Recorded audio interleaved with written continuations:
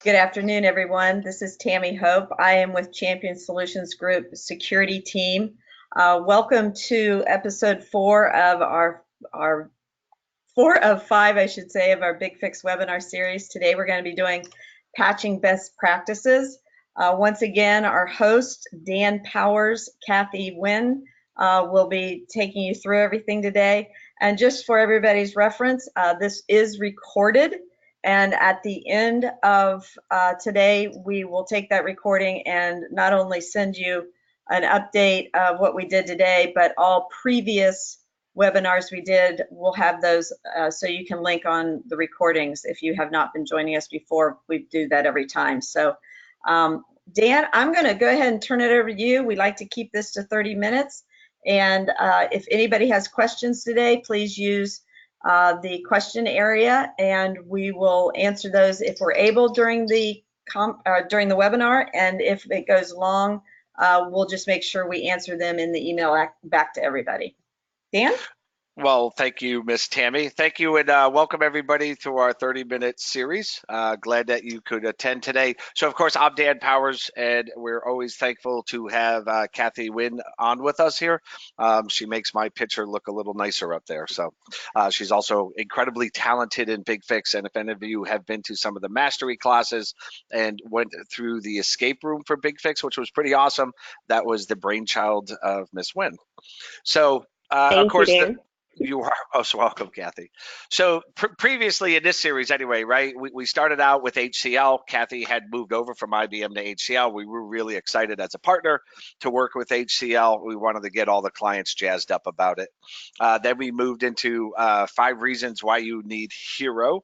So actually, Tammy, did we, because I know I've been traveling, so I apologize. I haven't been following up on it. Did we sent that information for the people that requested a copy of Hero? Actually, we did, Dan, and I've heard from a few of you, but any of you that are on today that requested a copy of Hero, I did send those emails out, and so if you and I have not connected, there's a chance that they went into your spam folder. So if you once again want to reach out to me and get a copy of Hero, it is thope@championsg.com, and I'll make sure you get that. Okay, awesome. Thank you for following up on that, Timmy. And then the last one we did 2 weeks ago, I think it was BigFix and ServiceNow. The previous webinars that we did, we built up around patching and the source of truth. We kind of built up a little scenario using custom fixlets. I'm not going to go into that here. They are pre-recorded. And then we moved all of that information into ServiceNow with our integration over eBridge, which marries BigFix and ServiceNow together. So it was kind of cool where we could drive a lot of this from ServiceNow and also populate ServiceNow CMDB with information out of BigFix. So of course, today is our patching best practices. There's a lot we could cover. Myself and Kathy sat down, we talked about some of our clients recently, some of the issues, and we came up with a list that we thought we could hit in the 30-minute time window. And then the last one out of this series, which will be November 21st, is going to be monitoring your BigFix environment. So again, and I know, Kathy, we had this discussion, but we go in and do health checks all the time. Sometimes we get calls from customers, hey, things aren't working quite right. They were working great last week. And what I realize is people rely more and more on the BigFix environment. And I think some of the things that customers fail to do, and maybe we fail to do as good partners, is saying, listen, you should be monitoring this. This is an enterprise application in your environment. You're using it every day. It needs care and feeding. So Kathy, I know we had a discussion on this morning, but same idea. I think that would be a great topic for the 21st, correct? Most definitely. Totally agree with the health check. Okay. And anything we can do to keep it up. And it kind of goes along with Hero. For those of you that were on that webinar, Hero is designed to give you some of those playbooks and so forth, but it is still in the beta mode. They're still working on it. So again, I think some monitoring best practices are in order. Anyway, let's move on to what we're looking at today. Dan, you said that was the end, right? That the 21st is the end. I'd like to throw out to everybody on the webinar today that if you have suggestions for us of other webinars you'd like to see, again, go to the questions, put your ideas out there, and I think we should take that pause, and then back in January, based on your suggestions, we'll do another series. What do you think? Excellent idea, and again, I should use my words a little more carefully. It's the end of these series, right? So this one was a 5-part series. As you know, Tammy, we did one before the summer. We took a break during the summer. We started this again, and to your point, in January, we will come up with other webinar series to do. So again, to Tammy's point, if folks out there, whether it's based on today, last week, just a different topic, throw some things out in the chat window. We do record it, and we'll take your word of advice. So it is as it's written at the bottom there, customer led and service driven. So we try to do what the customers ask us. They are on it. They're already getting suggestions out there. So thanks for the folks in the questions area. I see what you're asking for, and we'll make sure it's on the list. All right, awesome. So yeah, and these are not the end of the webinars, just this series. So first of all, what to patch, and Kathy, we talked about this the last few days. For those people, there's a mix. There's some of you that, hey, have been keeping up to date, and you're kind of doing that monthly patching scenario. And apart from anything crazy, WannaCry, Spectrum Meltdown and stuff, you got a handle of it, right? And it's pretty easy to go forward.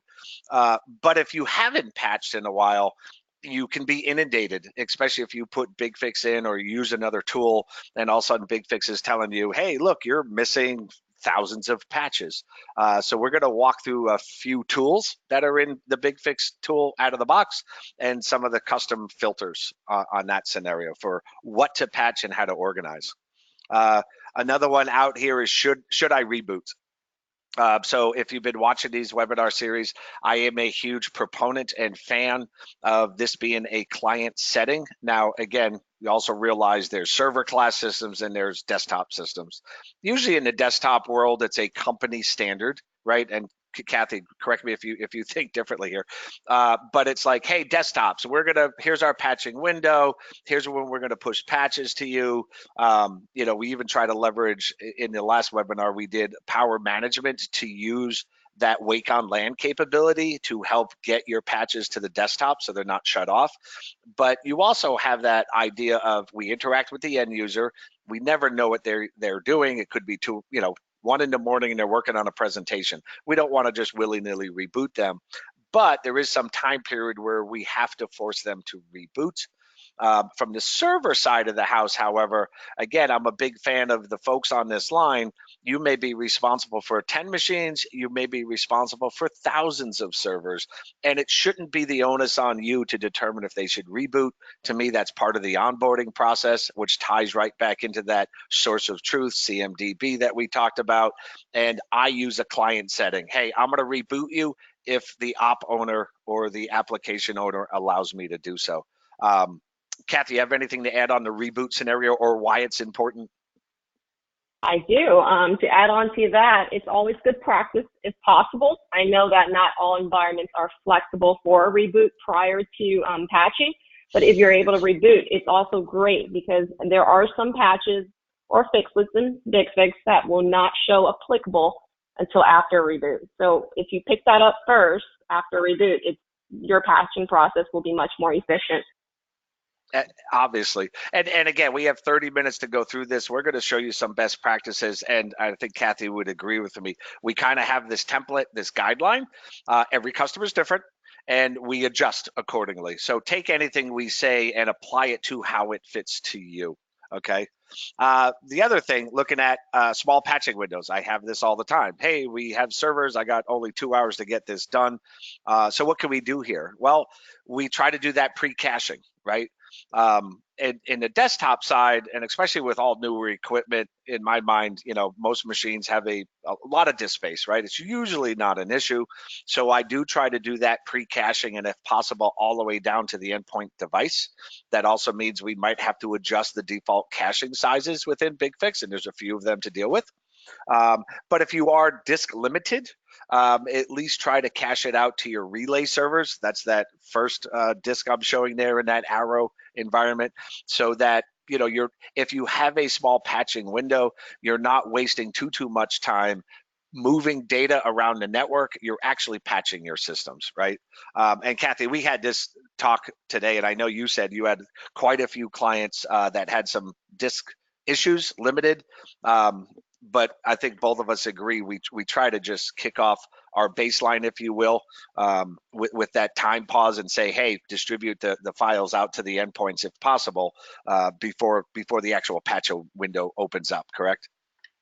Absolutely. You want to get everything downloaded if possible prior to the patch window so that it'll make everything much faster. You start patching at that window, at the start with your window versus actually starting to download all the patches. Another thing I just want to add on, may not be on your slides, but if possible, you can probably even pull a disk space report prior just to see if there are any machines out there that are in need of disk space. And if it's a VM, you can possibly start doing that prior to patching to avoid any disk space issues. Excellent. So again, to me, and there's, like I mentioned, there's a lot of things that we could have added into this. We know we only had 30 minutes, and we kind of want to jump into console and show you some of these things. But to Kathy's point, you could do all sorts of reports. The better you're prepared for this, the easier your patching window should go. And I think Kathy and I both agree. We've both done that at clients where, especially in those smaller, tight windows, that pre-caching, some of the reports beforehand, some of the custom settings we can set, doing that before the patching actually starts, we really are able to achieve full patching within those windows. The other one that we get asked all the time is the order of patches important? And I know I was going to ask interactively, but I know you're all on mute, but yes, it is. So kind of what we're going to walk through, and we did steal this actually from an HCL presentation, which was incredibly well done, but we're going to share, right? So really what we're looking at is anything from the servicing stack, and again, we're talking fixlet/patches, should go in first, and then microcode. After that, any Adobe Flash type of things, .NET, and then cumulative updates. And Kathy, yeah, I know I have a hard time. I got tongue-tied there for a second. Why is that important, Kathy? So this is Microsoft's recommendation for this order. Basically, cumulative updates will not be applicable. You just gave me your sickness there before servicing stack updates are actually applied. So that is the reason why. So servicing stack updates should always go first before cumulative updates. And if you want the whole order of things, it would be servicing stack, microcode, Adobe or application updates, .NET, then cumulative updates. Awesome. And again, so the other question we usually get, hey, can't BigFix just order this for me? And the answer, unfortunately, is no. And for those of you that have been around BigFix for a while, understand how the relevance code works, how they do it. It asks questions. And until, hey, this other question over here becomes true, which might be a microcode update, my cumulative update will not show as relevant, right? So it is a little bit on your side to organize these once you determine your patches to put in place. But if we follow some of these best practices, and obviously you can tell this was a British, I do believe, presentation HCL gave, you can certainly then get to your local pub a little bit quicker and celebrate a little bit faster. So from that perspective, we're going to jump into the console, but the last thing I want to do is talk about peer-to-peer nesting. And again, this, Tammy, might be something great for the next webinar to start off with. I can't go into too much about this because there's a lot of things you need to consider, but people have asked us what P2P peer nesting is inside of BigFix. I do believe, Kathy, and if you know, I think you need 9.5 and 11 or above. I'm not too sure. You're correct. Oh, good. I got it right. Wow. This came out, this release 9.5.11. That was when peer nesting came out. Yep. Okay. So again, but I did, because we've had questions on this, right? So we decided this should be one we should at least talk about. At the end of the day, what I kind of drew up here is, hey, this might be a remote office because you notice the BigFix server's not here. And we have a relay out there, but inevitably, if it depends on the size of the office, your network, right? All this good stuff. I might be serving multiple subnets by this single relay. right? And if we look at how something normally would work, whether it's a software package, a patch, whatever, the client will ask the relay. If he doesn't have it locally, the relay is going to serve it up to him, and that process will repeat for all the machines in this particular subnet. So the relays are great, right? Architect your relays, make sure the machines are reporting properly to your relays, and it works pretty good. However, peer-to-peer lets us do something added to this. And again, going back to that whole idea of disk space, right? So if I enable peer-to-peer nesting enabled on a machine, does require a restart. What happens is once that patch is put into place, or that software package, instead of getting cleaned up, which he normally would do, he can save that into a cache. And again, you can control the size of the cache, how long he keeps it, and all that good stuff. And the reason why we're not going to spend too much time on this. But the nice part about this is the other machines on this subnet using multicast, it still goes over port 52311, can ask, hey, does anybody in my local subnet have what I'm trying to download, and will it be a little bit quicker than getting it from a relay and not tax that router or switch? And that's exactly what P2P is designed to do. So again, maybe we'll devote a whole webinar just to P2P. But some of the other things I thought I'd throw out there for client settings, if you do want to go look at this, peer-to-peer nesting has a priority, right? So it's from 1 to 1,000. The default sets it at 100. So if multiple machines on a subnet have peer-to-peer enabling turned on, you can kind of control, well, who should be the boss of this. And of course, for machines that are low powered, if you will, you can put them in passive mode, which means they can act as a client, but they won't be a server in this example. Anything to add there, Kathy? I do not. You did such a great job. I don't need to add anything.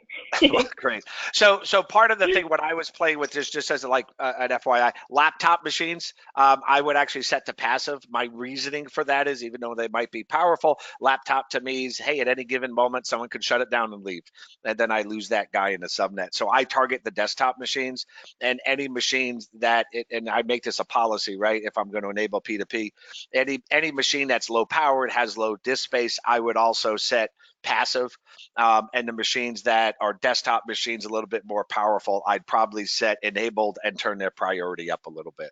So it's a way to automate your network there. And God, we got to get moving. It's already 1:15. So we want to jump into console. So let's do that now, and kind of hopefully we can talk about some of these things and get moving along here. So bear with me while I switch over. So we're in a running BigFix environment. And again, I brought this one up just because it fit our PowerPoint screen. But I was going to talk about BigFix Labs real quick. Now, keep in mind, all of you, and hopefully you all realize, BigFix Labs, these are kind of cool tools and utilities some of the engineers wrote. Some of this stuff can make it into the BigFix sites, and it's supported. Things out of the BigFix Labs are not supported, but there's a couple cool tools there. But I'm going back to that idea of, hey, what should we patch? How do I create a baseline? And for those of you that possibly a little more caught up, if you will, can kind of walk into this. Oh, and I was already here, and I mean to back up if I could get control of my mouse here. You can use this Windows patching wizard. Why I like this, it's kind of cool because I grab my site. By default, it's going to be Windows for patching. I could grab the year I'm looking at, right? So this goes true to me if you're caught up with your patches and you're just trying to say, hey, what patches, what baseline should I create for this month? Or even if you're really far behind, my thought process is, well, instead of going back to 2001, why don't we try to get some critical patches that are current, because some of these might be roll-ups or cumulative, and if we get those out the door, a lot of the other patches, if you're way behind, will kind of fall off the edge. So in this example, we can pick multiple months. I'm going to go by the idea of, hey, we just have October, and I keep losing my mouse in this remote screen. If I hit next, a couple cool things, right? We're going to be able to see, hey, here are all the patches from that site that came out for us at the moment. Now, a couple cool things I could do here is I could sort by applicable computers. Again, this is where I find this a little bit annoying, if you will. I would like a button up here that says, hey, don't show me any patches that aren't applicable. But again, remember, this is BigFix Labs. It's not supported. It's just kind of a cool add-on tool. But it would be a nice feature if that was there. And in here, we could also type anything. So if you notice, I put critical Windows 10. Maybe that's what I'm looking for. Only critical patches and only Windows 10. It helps me figure out, well, out of this, I only have a handful of patches that are applicable. And what I could do, and again, this would be a great button add-on, which I keep saying someday I'm going to come in here and actually rewrite this. I'm just going to grab a bunch of these, because to me it would be a nice button that says, hey, here's my selection, give me all the applicable fixlets with one click. But if I hit next here, and for those of you that have never run this before, it allows me to create a baseline or action. Now I'm doing this to create a baseline to fire off later. So I'm going to put this in a site, custom site I own. Again, this is my testing site. And right away it's asking me and saying, hey, do we want to copy the fixlets to the custom site? So normally I do not. There's some examples where you may want to copy custom fixlets, and if we get to it, I'll bring it back up. And I could build an action, which would actually try to fire off right now. It's not my point. I've got to go to change request. I got to submit this. So I'm just going to build a baseline. So if I just click next here, it's going to give me a summary. Hey, this is what you asked. No fixlets are going to be copied. You're going to build a baseline. You're going to put it in the test action site, and no action will be created at this time. Exactly what I want. I am going to hit next, and BigFix will go create that baseline for me, and it is completed. So we can go take a look now, and I'm going to switch here and go to all sites, get out of the BigFix Labs, and let's go down to our custom site down here. And notice we have this other baseline that was then created here, right? So for those of you, just FYI, why is it grayed out? Of course, if I take off show not relevant, it's not there. Just remember it was just created. If you remember how BigFix works, we got new content. The BigFix server sent to the relays that UDP packet. Hey, there's new content, come and evaluate it. That packet gets sent out to the endpoint devices. As machines start reporting in, they'll say they're applicable to it or not. So again, a quick way to at least jumpstart creating your database.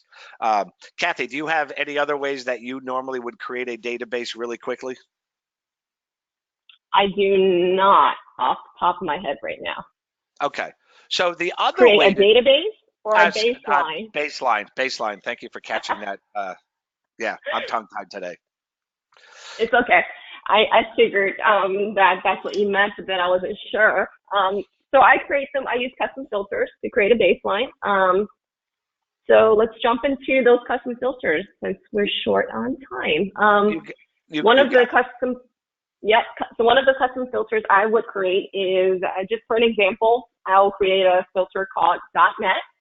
And once Dan edits that, you can see that it only picks up anything with the name .NET in it. So the reason why I create this is a particular use case would be, as a customer before, we wanted to actually review all the .NET patches prior to actually adding them to the baseline, because some upgrades possibly can break an application on a machine that we may be patching. And we weren't app owners, so we don't know if it will break the application or not, but we're always cautious. So creating filters, custom filters, will allow you to quickly find specific patches to either hide, in this case, or include.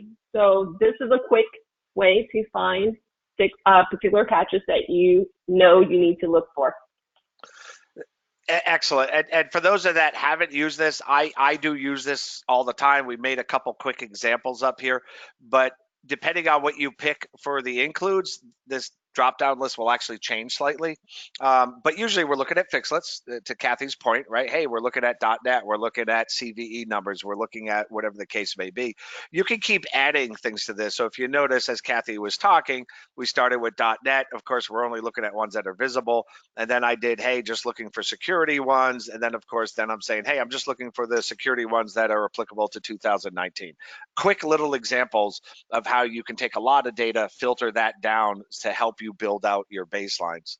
A couple other ones that I did, just because, again, this was a customer recently, for those of you that have ever sat in a room with your security team and they did a Rapid7 Nexus report or something, and they're coming at you with CVE numbers, and you're trying to figure out, well, what's the patches that correspond to this? The interesting part in some of this, when we look at it, right, is BigFix has this information in here, and some people don't realize that. It doesn't jump out at you, right? I can't put it on this top part here and search it, but the data is there. This is where a custom filter comes in real handy. And I've had to do this with folks a few times as they were trying to say, hey, security team gave me all these CVE numbers. We're trying to figure out in BigFix to plug the hole. Help me figure this out. And another great one is Leeway's. It's free web report. Leeway's CVE report. Champion also has one, which we modified his code a little bit to do a few other things. But again, great clapping and help for Leeway that started that to push it out. Another one that I like, two other ones I'm going to go over real quick because I know time is getting away from us here, is manual caching. So for folks that what is the manual caching? I'd usually ask this, but I'm just going to jump right into it. If we're looking at anything that has manual caching, it basically means, hey, you have to go download this file and place it on the BigFix server's cache area, and then BigFix will deliver it just fine. So for an example, a lot of the Windows 10 complete updates, right? It means, hey, you got to have the license code. You got to log into Microsoft. You download the ISO to prove that you have a license for it. If you supply that to BigFix, then he's going to be able to roll out your Windows 10 updates, for example. Some of these other ones that we may randomly pick on here, some of these Java updates, is simply showing us that, hey, this might not be generally available to the public. And so you can't just click on it. Maybe if I went to the website, I have to click on it and acknowledge, yes, I'm downloading this. It's not generally released, right? So it's the vendor kind of putting this on us. And if we notice from, and if I can get my mouse to work here, what I'm looking for here is right here, and this has happened to me over and over again with folks, is they grab some of these fixlets, they put it in the baseline, and then they send me an email or they're ping me and say, geez, I'm getting pending download and it's failing. Why is BigFix not working? It's not BigFix. It's because the vendor, in this case, if we're looking at Oracle, is saying, listen, BigFix can't go get this by itself. It needs a little bit of help in this case. So that's what that's doing there. Another one, and again, in a POC environment, I'd usually grab this and I would globally hide them from everybody, just so in a POC they don't even attempt to do this, right? But anyway, another example that I like is W update. One that I added in here. Let me just edit it to see what this means. The action statement has WA server in here. So let's go take a look at one of these real quick. And what we're going to see here, and again, I apologize, my mouse just isn't really mousing very well here. A lot of these, and this is not a BigFix thing, this is Microsoft, right, is to apply this patch, the W update service needs to be running. So a couple questions people ask, oh, does BigFix require W sussiness? No, absolutely not.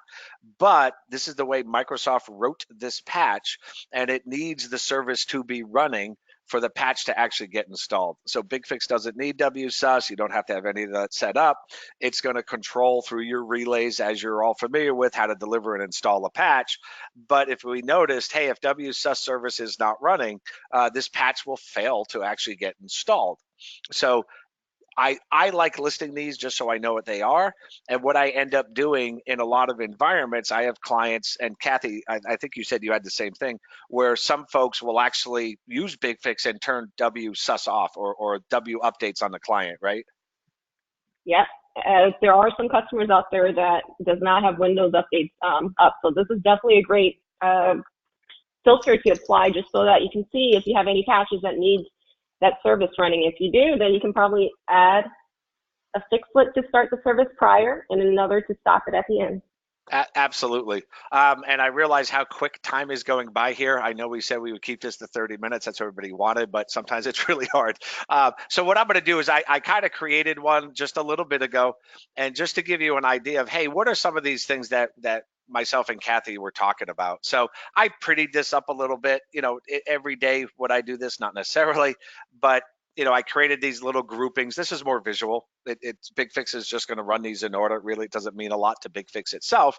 But one of the things I talked about, force reboot if client setting allows it. So to me, my best practice is, and again, apply this as it fits in your company, when I'm dealing with servers, I am going to, if I'm in a change window, I am going to reboot your server. whether it needs it or not. My reasoning for it is multiple. One is clear it up. I got a change window. Reboot it. All machines like to be rebooted once in a while. And by the way, if the server doesn't come back online, we're actively running this. We're going to see it doesn't come back online. I know this had nothing to do with me applying a patch. This has happened to me multiple times. One great example was we rebooted a server. Everybody freaked out. Hey, it's patching. What did you guys do? We're like, we didn't do any patching yet. There's got to be another reason. So right away, we were able to look for another reason. And in this case, the backend LUNs were changed in the virtual environment. They were able to find the problem much, much quicker because we didn't assume it was a patch that caused the problem.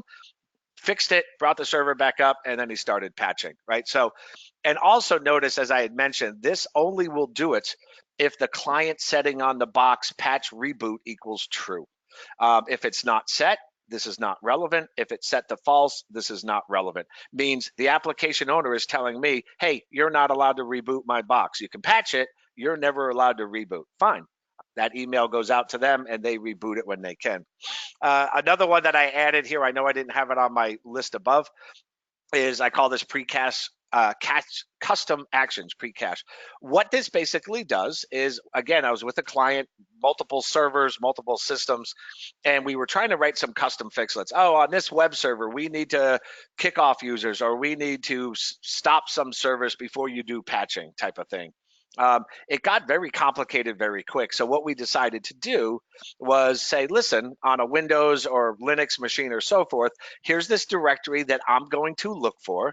And if there's a pre-patching.vbs in the case of Windows or PowerShell, whatever you want, or, slash, Etsy root, whatever, on a Unix box, pre-caching.bourne shell or whatever your favorite shell is, or Perl script, I will execute that on your behalf before I start patching. And in some of those instances, if that did not come back to me with an exit code of 0, I wouldn't patch their box. So to me, again, it gave onus back on the application owners and the server owners that they could put anything they wanted in there, and they were responsible to make sure that ran. We would just run it if we saw it, type thing. The other thing I added in here, and I left this as W10, as Kathy and I both mentioned, hey, let's make sure your caching sizes are up to date.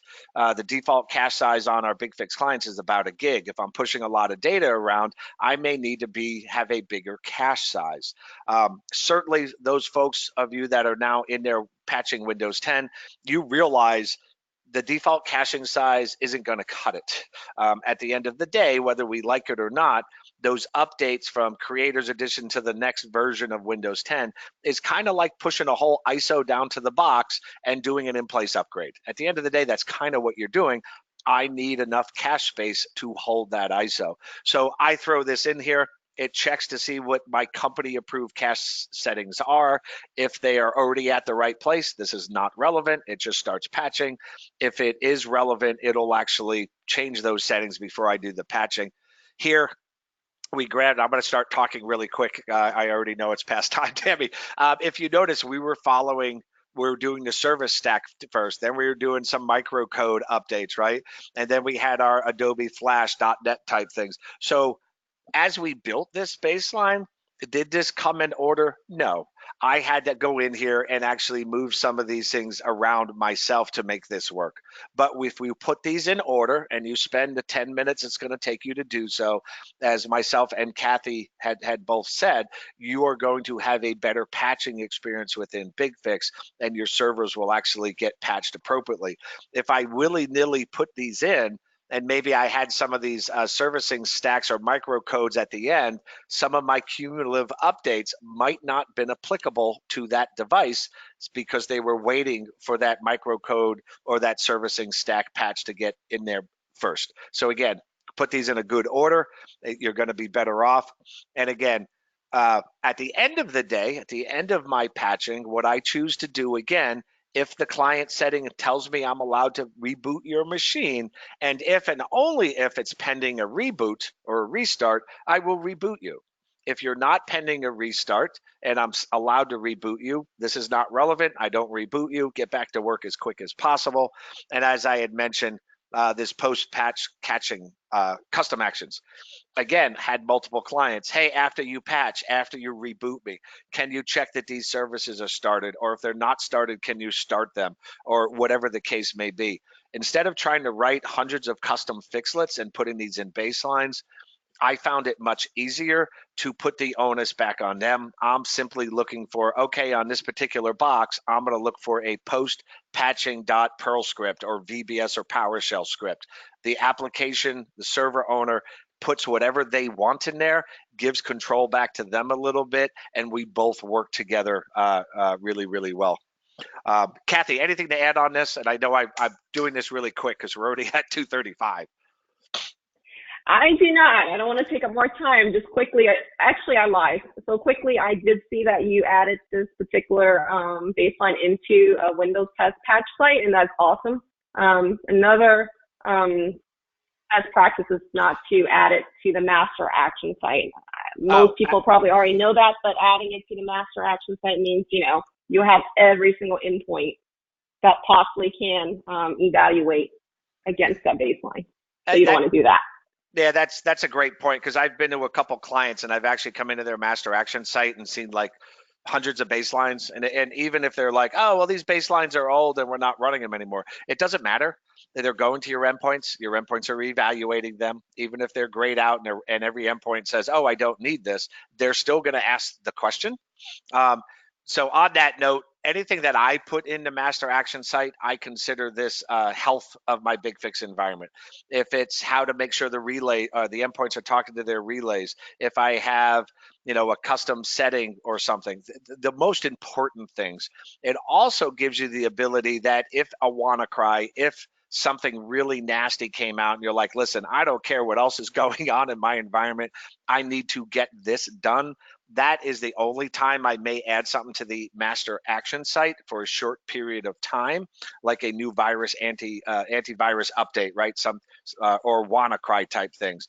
Once I roll that out to the majority, to Kathy's point, I would put that and move it to a custom site. There's a couple other things I was going to roll over here, but I know again we're already at 2:37, so I know we have to kind of kill it. Let me jump in, Dan.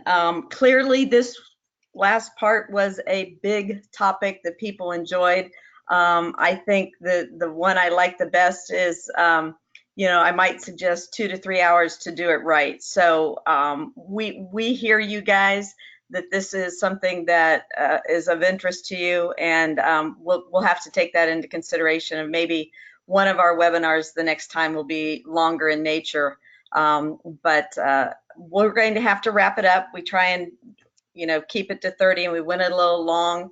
I see all of your suggestions, and I know some folks even wanted to hear a little bit more about Hero.